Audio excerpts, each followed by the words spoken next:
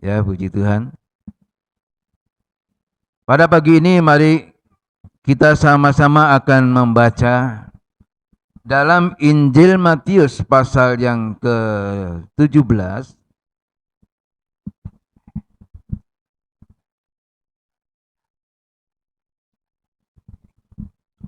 Injil Matius pasalnya yang ke-17 ayat 1 sampai ayat 8.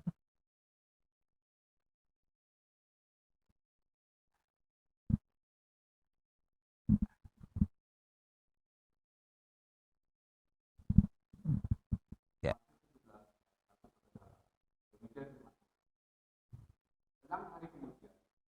Yesus membawa Petrus, Yakobus, dan Yohanes saudaranya, dan bersama-sama dengan mereka, ia naik ke sebuah gunung yang tinggi. Di situ mereka sendiri saja. Lalu Yesus berubah rupa atau wajah di depan mereka, depan mata mereka. Wajahnya bercahaya seperti matahari, dan pakaiannya menjadi putih bersinar seperti terang. Maka nampak kepada mereka Musa dan Elia sedang berbicara dengan dia. Kata Petrus kepada Yesus, Tuhan, betapa bahagianya kami berada di tempat ini. Jika Engkau mau, biarlah kudirikan di sini 3 kemah, satu untuk Engkau, satu untuk Musa, dan satu untuk Elia.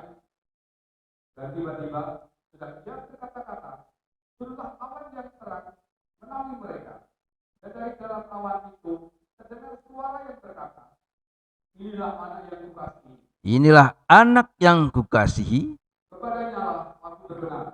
Kepadanya aku berkenan. Dengarkanlah dia. Dengarkan dia.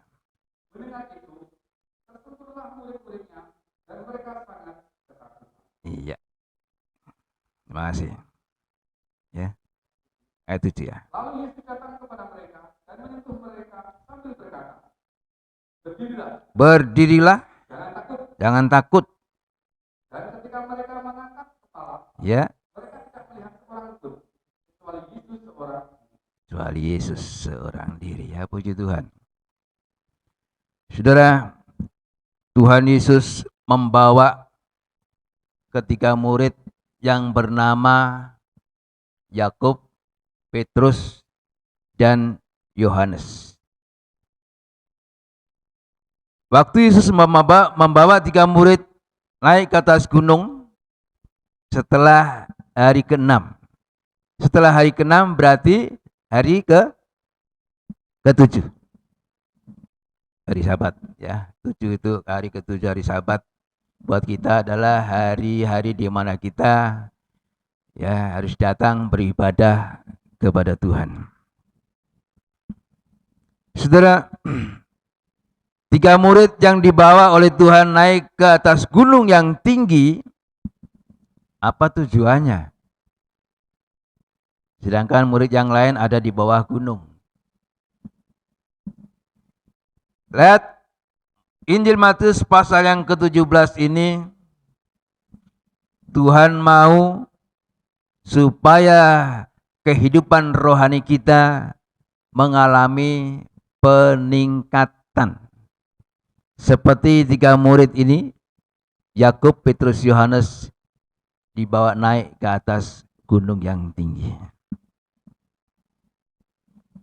Yakub itu bicara soal iman. Petrus bicara soal pengharapan. Sedangkan Yohanes bicara tentang kasih. Sebagaimana 3 murid dibawa naik ke atas gunung yang tinggi, begitu juga Tuhan mau supaya iman kita, pengharapan kita, kasih kita kepada Tuhan mengalami peningkatan, mengalami kenaikan.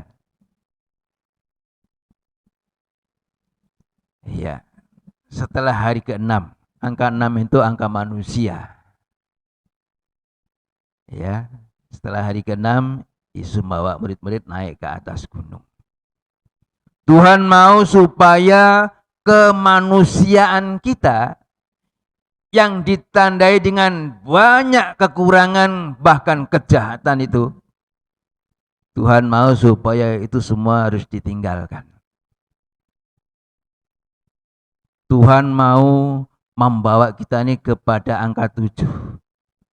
Yaitu Tuhan mau bawa kita kepada kesempurnaan. Ya, untuk menjadi sempurna kita harus bersedia meninggalkan angka 6 itu. Kedagingan kita, kemanusiaan kita ini harus mau disucikan. Rohani kita harus mau meningkat. Jangan jadi anak Tuhan yang rohaninya di bawah terus. Nggak naik-naik. Makanya Tuhan punya maksud kenapa 3 murid ini harus dibawa naik ke atas gunung. Kita nanti bisa melihat kenapa 3 murid ini harus dibawa ke atas. Siapa Petrus? Siapa Yakub dan Yohanes? Ya, haleluya. Jadi pada hari yang ke-7 Tuhan membawa murid-murid untuk mengalami kenaikan, pengangkatan atau naik ya, bukan kurang tapi plus. Tuhan mau supaya rohani kita bertambah. Ada tanda plus bukan min. Sebab kedatangan Tuhan yang 2 kali sudah tidak lama lagi. Jadi untuk apa murid-murid dibawa ke atas? Kita sudah baca tadi. Kalau Tuhan membuat atau memberi kepada kita telinga ini untuk bisa mendengar. Bukan telinga yang tuli, telinga yang bisa mendengar. Tuhan juga memberi mata yang untuk bisa melihat. Nah, kalau murid-murid dibawa naik ke atas, supaya murid-murid ini bisa mendengar hal-hal yang positif, mendengarkan suara Tuhan, melihat hal-hal yang mulia, supaya jangan jadi murid yang hanya melihat perkara di bawah terus. Kalau kita menjadi anak Tuhan hanya melihat perkara-perkara yang di bawah, nanti hasilnya apa? Kita jadi anak Tuhan penakut. Kita jadi anak Tuhan yang penuh dengan kekhawatiran. Orang kalau melihat hanya perkara dunia saja, itu seperti orang yang bungkuk. Ya, sebab apa? Khawatir jadi bungkuk. Yang dilihat perkara-perkara yang di bawah saja. Itu bahaya. Ya. Jadi Tuhan mau pada pagi hari ini untuk membawa kehidupan rohani kita semakin naik, semakin meningkat. Tadi doa disinggung, apa artinya kita datang beribadah kepada Tuhan? Kita mendengar firman Tuhan, tapi nggak ada perubahan. Ya begitu lagi, begitu terus, nggak ada perubahan. Apa artinya? Bukannya ibadah itu percuma. Ibadah itu besar khasiatnya kalau disertai dengan kesungguhan. Tapi emang ibadah itu nggak ada artinya kalau sampai kehidupan itu datang mendengar, pulang nggak berubah. Mendengar lagi, pulang tetap aja nggak berubah. Ya, jangan sampai kita memiliki sikap seperti ini. Makanya Tuhan bawa Yakub, Petrus, Yohanes naik ke atas gunung. Ini suatu pelajaran buat kita bahwa Tuhan mau supaya iman kita, pengharapan kita, kasih kita kepada Tuhan itu mengalami peningkatan. Nah, iman yang meningkat adalah iman yang disertai dengan perbuatan. Itu imannya meningkat. Bukan hanya di mulut, saya percaya Yesus, tapi perbuatannya sebagai anak Tuhan nggak membuktikan bahwa dia adalah anak Tuhan. Nggak ada bedanya dengan dunia. Mengatakan diri sebagai orang yang berharap kepada Tuhan, tapi hidupnya tidak mau mengalami dikuduskan. Jadi iman yang disertai dengan perbuatan, iman yang meningkat itu adalah iman yang disertai dengan perbuatan. Pengharapan yang meningkat adalah pengharapan yang disertai dengan kehidupan yang dikuduskan. Dan kasih kita kepada Tuhan harus meningkat sampai kita bisa mengasihi Tuhan seperti hubungan suami istri, ya, kita mengasihi Tuhan, dia sebagai mempelai pria sorga. Seperti kepala dengan tubuh menyatu. Ya.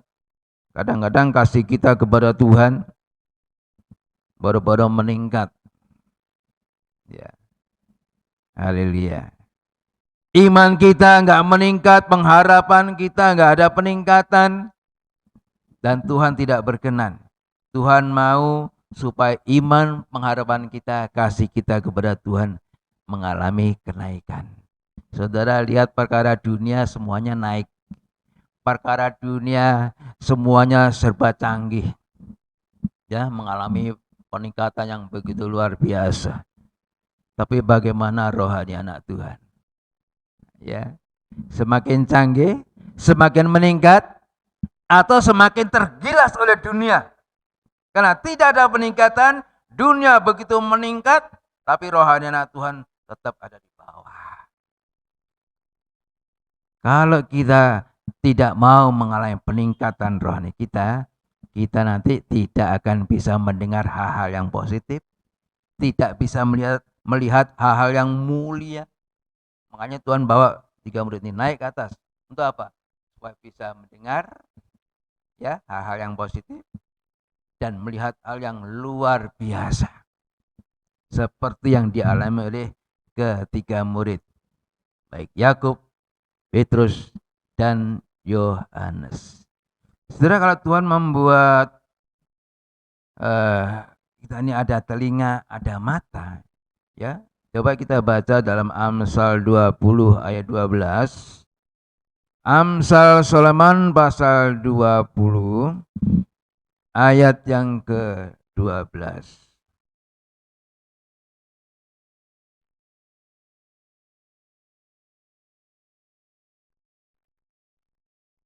Ya, Amsal 20 ayat 12. Ya.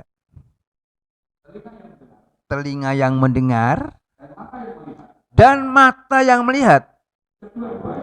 Dua-duanya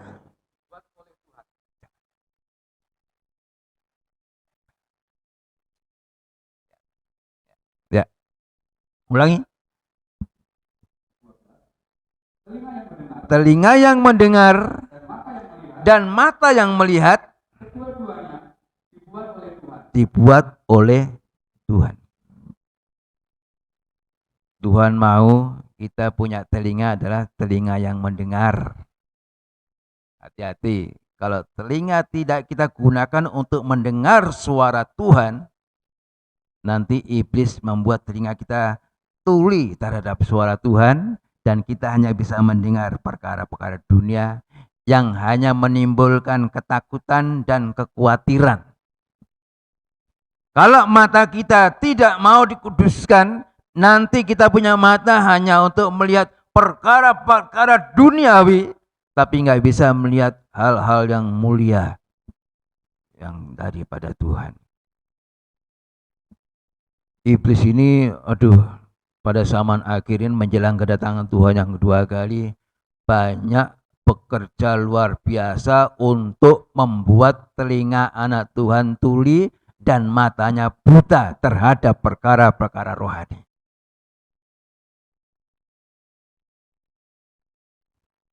Tuhan membuat telinga yang mendengar, mata yang melihat, tapi iblis bisa membutakan mata dan membuat telinga tuli. Makanya gunakan waktu yang ada. Kalau pada hari-hari ibadah kita mendapat kesempatan untuk bisa mendengar firman, gunakan kesempatan itu dengan sebaik-baiknya. Ujian tadi, ya, beban semakin berat. Seharusnya dalam menghadapi beban hidup yang begitu berat, kita semakin dekat kepada Tuhan supaya kita mendapat kekuatan. Tapi begitu kita semakin jauh dari Tuhan, semakin parah. Persoalan yang kita hadapi bukan semakin selesai, ya, semakin berat. Nah, lalu kita mau minta tolong siapa? Saudara nggak bisa menolong, teman nggak bisa menolong, anak nggak bisa menolong, orang tua nggak bisa menolong. Hanya satu yang bisa menolong kita, Yesus. Ya, haleluya. Dia adalah kasih yang tidak pernah berlalu. Tapi nyanyian tadi katakan, itulah kasih Yesus yang begitu setia, yang tidak pernah membiarkan dan tidak pernah meninggalkan kita. Amin. Apakah saudara merasa ditinggalkan Tuhan? Merasa ditinggalkan Tuhan? Kalau kita merasa ditinggalkan Tuhan, cari Tuhan. Selama masih ada kesempatan, kita bisa menemui Dia. Kita bisa merasakan hadirat-Nya. Mungkin kita nggak bisa melihat dengan mata jasmani bagaimana Tuhan itu. Tapi hadirat-Nya itu bisa kita rasakan. Saya bisa merinding. Ya, waktu nyanyi tadi kalau saya nggak tahan, saya bisa menangis tadi. Cuman kalau saya nangis bubar nanti. Ya. Jadi itu saya seharusnya dalam penyembahan. Tapi berhenti nanti mestinya. Ya. Sebab saya merasakan bahwa Tuhan tidak pernah meninggalkan. Ya, nyanyian tadi. Makanya saya nyanyikan sepol-polnya suara saya untuk Tuhan. Sampai pol untuk Tuhan. Bukannya suara saya bagus, enggak. Biar jelek suaranya, tapi yang penting dari hati. Gitu ya. Guru saya bilang nyanyian yang baru itu adalah nyanyian yang dinyanyikan oleh kehidupan yang hatinya mengalami pembaruan. Itu nyanyian yang baru. Sekalipun nyanyiannya baru, kalau hatinya tidak mengalami pembaruan, tetap nyanyian lama. Saya kalau nyanyian yang lama itu menyentuh sekali. Kalau nyanyian yang baru ini nyanyian komersil, ya, begitu nyanyi ini nanti hilang, nggak membekas. Tapi nyanyian zaman dulu itu memang yang menciptakan nyanyian itu adalah orang yang betul-betul rohani, betul-betul mengalami kasih Tuhan yang luar biasa, sehingga dia menciptakan nyanyian. Nyanyian itu dari dulu sampai sekarang itu masih enak. Tapi nyanyiannya sekarang bagus, tapi cepat lupa. Ya, cepat lupa. Yang penting nyanyian itu dinyanyikan oleh kehidupan yang hatinya mengalami pembaruan. Itu nyanyian baru. Ya, nyanyian sudah berapa tahun yang lalu saya masih kecil, sekarang dinyanyikan. Kalau itu dinyanyikan dengan hati yang sungguh-sungguh, itu memanggil hadirat Tuhan turun. Haleluya. Nah, saudara, kalau Tuhan membawa 3 murid naik ke atas gunung, itu mengingatkan kita supaya kita ini jangan jadi anak Tuhan yang hanya memikirkan perkara-perkara di bawah. Pikirkanlah perkara yang di atas, di mana Yesus duduk di sebelah kanan Bapa sebagai imam besar. Itu yang harus kita lakukan, kerjakan sekarang. Kalau kita mau memikirkan perkara-perkara yang di atas, kita cari perkara-perkara yang di atas, Tuhan tahu bahwa kita ini membutuhkan perkara yang jasmani juga. Dan Tuhan akan tambahkan itu kalau kita mau mengutamakan yang di atas, yang rohani. Semakin kita menjauh dari Tuhan, semakin kita jauh dari firman, semakin berantakan kehidupan kita. Tapi kalau kita semakin dekat kepada Tuhan, semakin dekat dengan firman, yang berantakan nanti akan Tuhan perbaiki. Ya.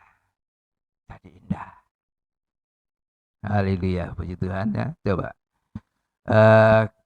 Tuhan mau supaya kehidupan kita ini jangan jadi anak Tuhan yang hanya memikirkan perkara-perkara yang di bawah. Di mana itu? Di Kolose kalau nggak salah itu. Coba Kolose pasal 3, ayat 2 dan 3. Kolose. Iya. Kolose pasal 3 ayat 2 dan 3.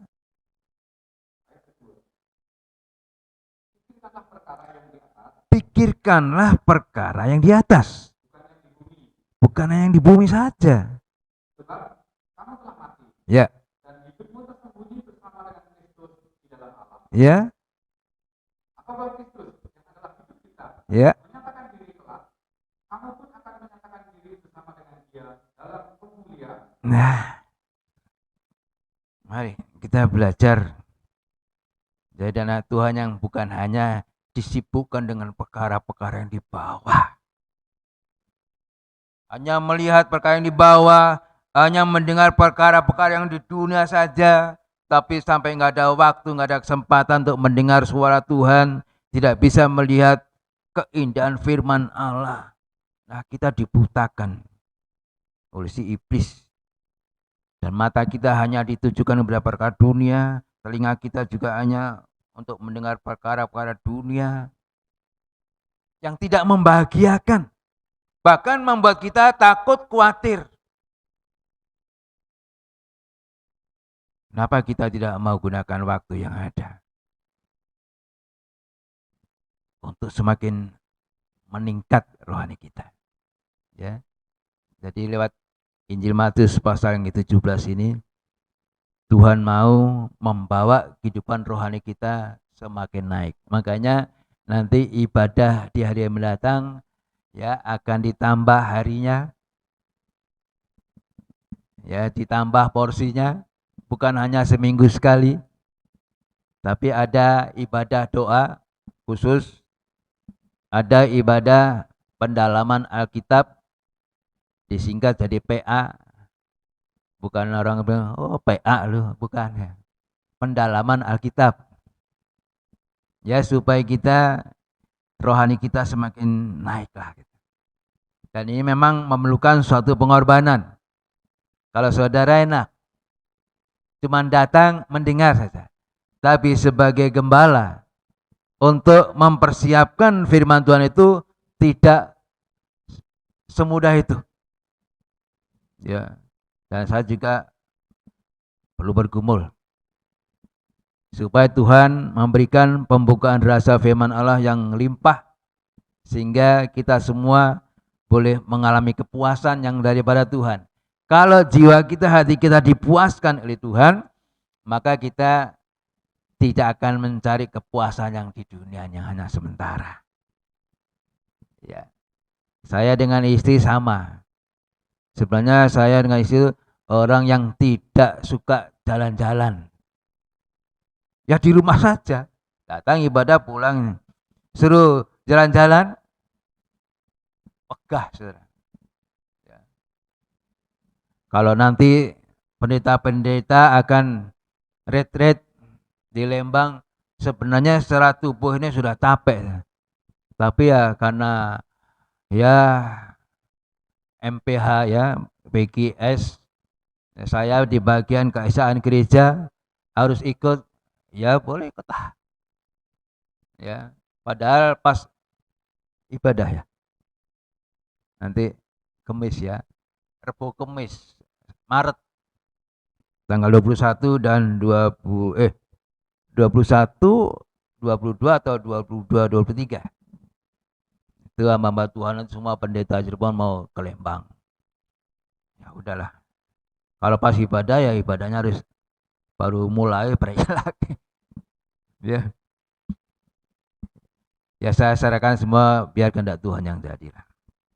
Nah, saudara, Tuhan mau membawa telinga dan mata rohani kita untuk terarah kepada satu pribadi, itulah pribadi Yesus. Seperti murid-murid tadi waktu naik dibawa naik ke gunung, melihat sinar begitu luar biasa, mereka tersungkur, tidak tahu tersungkurnya sampai ketiduran, saya nggak tahu.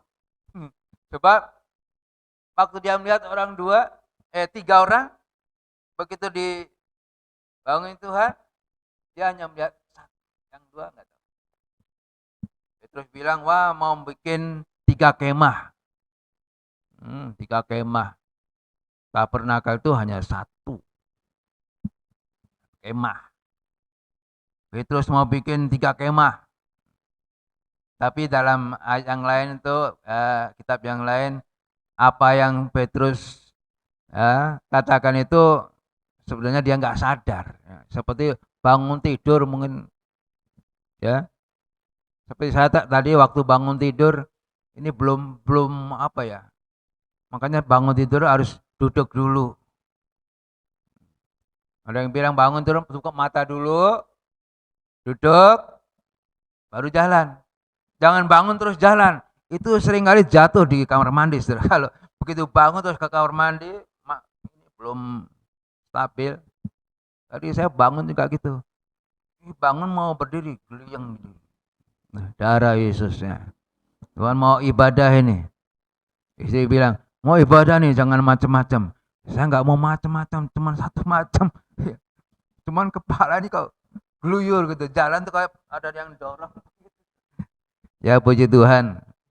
Ya, Tuhan kasih kekuatan, Tuhan kasih kesehatan.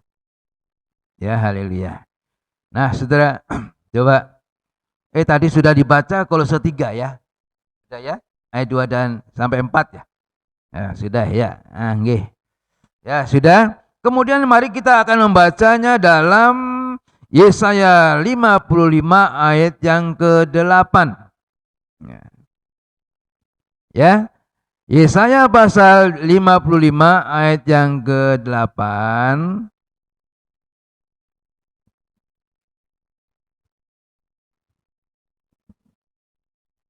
Tuhan membawa Petrus, Yakobus, dan juga Yohanes naik ke atas gunung supaya Petrus itu jangan hanya memikirkan perkara-perkara yang di bawah saja, sebab kalau Petrus hanya memikirkan perkara yang di bawah, itu kesempatan iblis untuk mengganggu pikiran Petrus. Nah, sebab itu nanti kita baca. Sekarang Matius 16 dulu lah. Injil Matius 16 dulu. Ayat 21 sampai 23. Matius 16 ayat 21 sampai 23. Ya. Ya. Sejak waktu itu, Yesus mulai menyatakan kepada murid-muridnya bahwa dia harus pergi ke Yerusalem Ya. dan menanggung banyak penderitaan dari pihak tua-tua, imam-imam kepala, dan ahli-ahli Taurat, lalu dibunuh dan dibangkitkan pada hari ketiga. Tetapi Petrus menarik Yesus ke samping dan menegur dia. Petrus narik Yesus ke samping terus. Tuhan. Ya.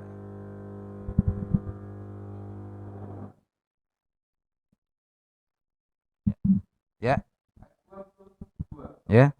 Tetapi Petrus menarik Yesus ke samping dan menegur dia. Iya. Katanya, Tuhan. kiranya Allah menjauhkan hal itu. Ya. Hal itu sekali-kali akan menimpa kau. Maka Yesus berpaling. Apa kata Yesus? Dan berkata kepada Petrus. Ya. Nyala iblis. Nyahlah iblis. Engkau suatu batu sandungan bagiku. Nah. Sebab engkau bukan memikirkan apa yang dipikirkan Allah, Ya. melainkan apa yang dipikirkan manusia. Nah, duduk dulu. Petrus kalau enggak dibawa naik ke atas, Petrus hanya memikirkan apa yang dipikirkan oleh manusia.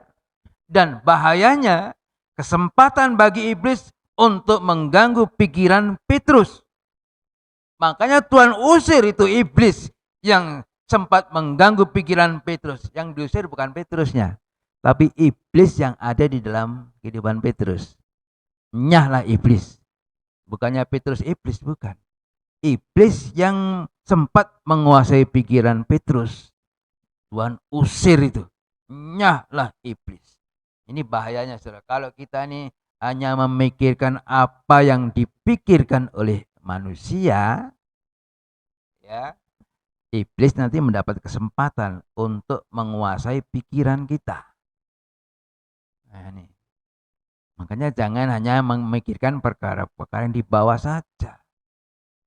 Pikirkanlah perkara yang di atas. Ya. Inilah. Jadi jangan kita sebagai anak Tuhan tapi pikirannya duniawi melulu. Enggak pernah merenungkan firman, baru-baru merenungkan, baca firman aja enggak. Apa yang mau direnungkan? Yang direnungkan hanya nasibnya, bagaimana kehidupannya. Tidak pernah merenungkan firman. Padahal firman Tuhan mengatakan, berbahagialah orang yang merenungkan firman Tuhan siang dan malam. Apa yang saudara renungkan di rumah? Ya, merenung sambil tidur, merenung.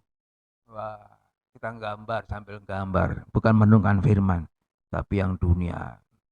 Membuat kita semakin takut, semakin khawatir. Ya. Imannya semakin merosot, pengharapannya kepada Tuhan semakin merosot, kasihnya kepada Tuhan habis mungkin. Saudara masih mengasihi Tuhan? Amin. Apa buktinya? Kalau kamu mengasihi aku, kamu akan menuruti segala perintahku. Nah ini ya. Kadang-kadang kita kurang mengasihi Tuhan. Soalnya kita nggak bisa nurut. Nggak bisa tunduk kepada firman. Kenapa? Tidak mengasihi Tuhan. Ya. Jadi kalau Petrus tidak mau dibawa ke atas gunung yang tinggi, ini bahayanya seperti tadi. Begitu juga kalau kehidupan rohani kita ini nggak mau meningkat, kita anak Tuhan tapi hanya memikirkan perkara yang di bawah, terus nanti iblis mendapat kesempatan untuk mempengaruhi pikiran kita. Dan kalau pikiran kita tidak dikuduskan, nanti seperti Petrus ini tidak mau dibawa naik ke atas, Petrus bisa sombong. Ya, pikiran-pikiran jadi jahat, sombong dan lain sebagainya. Coba Amsal 3 ayat 5 sampai 7. Yakub dan Yohanes juga perlu dibawa naik ke atas. Ya, gunung. Sebab dua orang ini juga memiliki ambisi, ya. Kita baca dulu Amsal 3 ayat 5 sampai 7.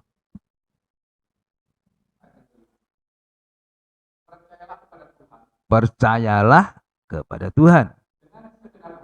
Ya, dengan segenap hati. Jangan bersandar kepada pengertianmu sendiri. Akuilah dia dalam segala lakumu. Ya. Dan ia akan meluruskan jalanmu. Iya. Janganlah engkau menganggap dirimu sendiri bijak. Jangan menganggap dirimu sendiri bijak. Takutlah akan Tuhan. Takutlah akan Tuhan. Dan jauhilah kejahatan. Jauhilah kejahatan. Ya, 7? Udah. Iya. Ya. Ini ya. Jangan menganggap dirinya sendiri bijak. Kita bisa pandai, bisa bijak itu dari Tuhan. Tapi jangan sampai kita menganggap diri kita bijak, hebat dan lain sebagainya. Makanya Petrus juga perlu dibawa naik ke atas, Yakobus juga, Yohanes perlu dibawa naik ke atas supaya mengalami penyucian. Ya, imannya naik, pengharapannya meningkat, kasihnya meningkat. Markus 1 ayat 19. Markus 1 ayat 19.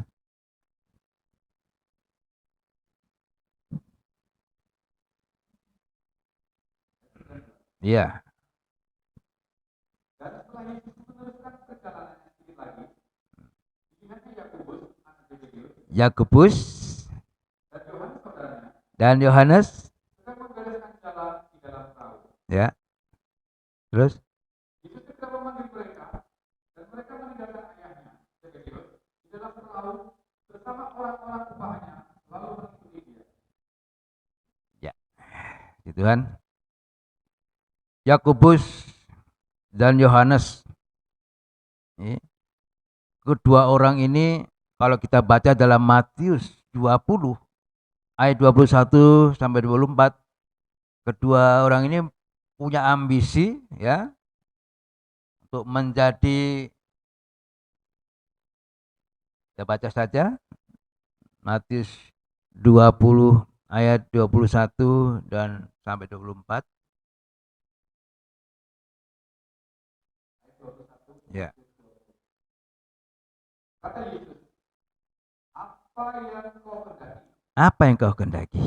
Jawabnya, segera perintah, supaya kedua anakku ini boleh duduk kelak di dalam kerajaanmu, Nah, yang seorang di sebelah kananmu dan yang seorang lagi di sebelah kirimu. ini ibunya juga ya nggak tahu kedudukannya. Dia memerintah Yesus membawa anaknya supaya satu ditaruh sebelah kanan, satu sebelah kiri. Terus? Tetapi Yesus menjawab, katanya, Iya, kamu tidak tahu kamu tidak apa yang tahu. kamu minta. Ya. Dapatkah kamu minum cawan yang harus diminum? Hmm? Kata mereka kepadanya, kami dapat. Hebat. Terus? Yesus berkata kepada mereka, Ya. cawan itu memang akan kamu minum, Iya. tetapi hal duduk di sebelah kananku Duduk. atau di sebelah kiriku, Iya. aku tidak berhak memberikannya. Nah, Itu akan diberikan kepada orang-orang bagi siapa Bapakku telah menyediakannya. iya. Masih. Seandainya ibu ini tahu kedudukan sebelah kiri itu apa, sebelah kanan itu apa, dia nggak mau menempatkan supaya anaknya di sebelah kiri, satunya sebelah kanan. Sebelah kiri itu kambing, iya kan? Kambing itu hanya mendapat kata-kata nyah, terkutuk. Makanya saya bilang kamu nggak ngerti apa yang kamu minta. Maksudnya kedudukan. Kedudukan sebelah kiri itu kambing loh. Sebelah kanan itu domba. Untung kalau sebelah kanan. Kalau sebelah kiri kena kutuk. Iya. Saudara, baik ibunya maupun kedua anaknya tidak mengerti. Ibunya dia memerintah Yesus, ngatur Yesus. Kedua anaknya juga ada ambisi untuk mendapat kedudukan. Makanya Tuhan bawa Petrus, Yakobus, Yohanes naik ke atas supaya bisa melihat dan mendengar hal-hal yang positif. Ya, sehingga baik Yakub, Yohanes, dan Petrus semakin rohani lah.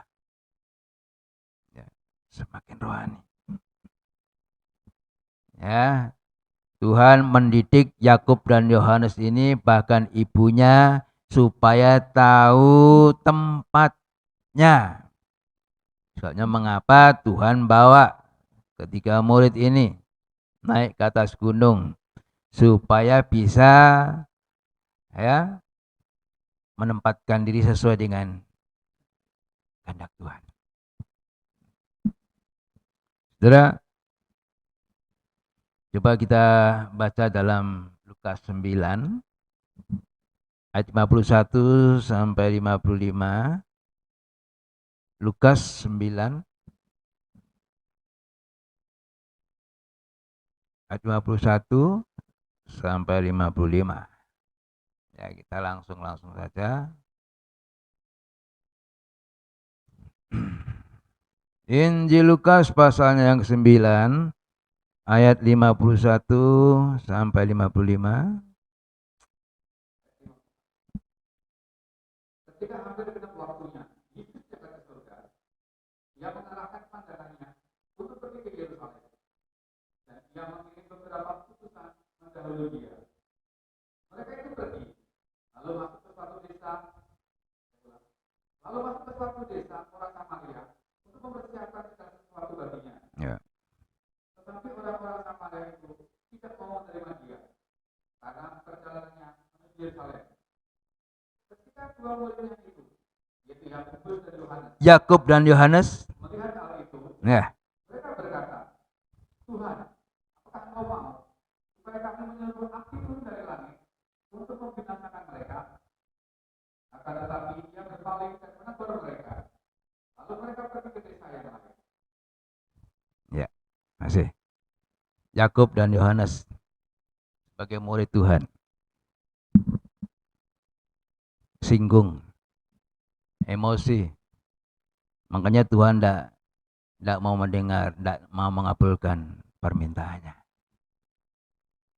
Ya, Yakub dan Yohanes ini emosi. Ya, kita sebagai manusia kadang-kadang kalau ditolak, kalau direndahkan, tidak diperhatikan permintaan kita, ya sebagai manusia kesinggung bahkan marah.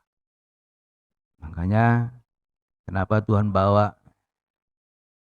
Petrus, Yakub dan Yohanes supaya mengalami perubahan. Begitu juga dalam kehidupan kita. Tuhan mau supaya kita ini banyak mengalami perubahan dari duniawi jadi rohani. Iman kita juga harus naik. Pengharapan kita juga harus meningkat. Kasih kita kepada Tuhan juga harus meningkat. Tadi melalui firman Allah ini dalam Matius 17 tadi, Tuhan akan membawa kehidupan rohani kita, ya, untuk mengalami kenaikan. Jangan sampai perkara dunia naik, semuanya serba naik, tapi rohani kita semakin merosot, semakin turun, semakin turun. Kalau kita merindukan untuk bisa melihat kemuliaan Tuhan, nggak ada jalan lain. Daging kita, manusia kita harus mengalami kematian dan kebangkitan, baru dipermuliakan. Selama daging kita masih tetap bertahan dengan kemanusiaan kita, ya nggak akan bisa melihat, nggak akan bisa mendengar hal-hal yang mulia. Jadi kalau kita rindu akan kedatangan Tuhan yang kedua kali sebagai mempelai laki-laki dari surga, mau tidak mau kehidupan rohani kita harus mengalami kenaikan, mengalami peningkatan. Kalau tidak, kalau saudara baca ayat selanjutnya tadi Matius 17, di bawah itu ya murid-murid itu kurang percaya. Sehingga waktu menghadapi anak muda yang dirasuk oleh setan, tidak bisa berbuat apa-apa. Ya. Tapi kalau kita meningkat, kita mau lebih sungguh-sungguh pada Tuhan, Tuhan menyertai kita, semua masalah yang kita hadapi pasti akan terselesaikan. Amin. Tuhan itu yang kita sembah adalah Tuhan yang hidup, Tuhan yang peduli, Tuhan yang berkuasa. Dan dia tetap mengasihi kita. Ya, dia rela berkorban. Dia rela mati di kayu salib. Dia rela berkorban untuk bukan hanya selamat, tapi membawa kita untuk sampai kepada tujuan akhir, yaitu kesempurnaan. Makanya mari saudara, hargailah kemurahan Tuhan, kesempatan yang Tuhan masih berikan. Kalau Tuhan mau bawa naik ke atas, rohani kita meningkat, kita tinggal menyerah saja. Jangan berontak. Ya, jangan membantah. Mau dibawa naik, mari kita semakin menyerah kepada Tuhan. Ya, ibadah kita semakin sungguh-sungguh, pelayanan kita juga kepada Tuhan, nggak sembarangan, nggak asal-asalan, tapi mau lebih sungguh-sungguh.